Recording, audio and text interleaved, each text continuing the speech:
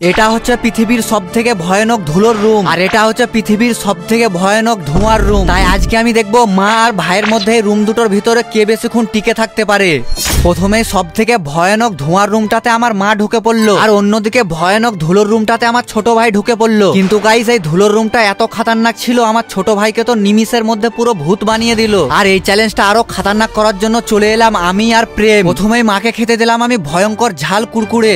চোখ জ্বলছে, আমি খাবো না বাবা, আবার মুখ জ্বলবে। কিন্তু এই চ্যালেঞ্জটাকে জিতবার জন্য মা কুরকুরিটাকে খেতে শুরু করলো, আর মায়ের মুখের রিয়াকশন দেখে আমার ছোট ভাই তো উকি মেরে বাম্পার হাসাহাসি করছিল। আর এর হাসিটা গায়েব করার জন্য প্রেম এত ধুলোর মধ্যে একে খেতে দিল আটা। ধুলে তো মরছি, তার মধ্যে আটা খেতে দিয়েছিস তো আমাকে।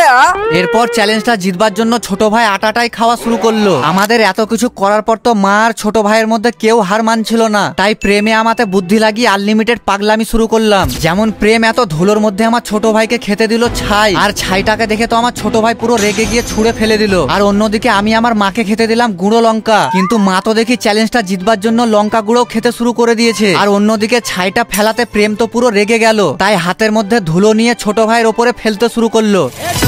আর এই জিনিসটা সহ্য না করতে পেরে আমার ছোট ভাই রুম থেকে বেরিয়ে গেল। মরবো নাকি এই চ্যালেঞ্জে লেগে?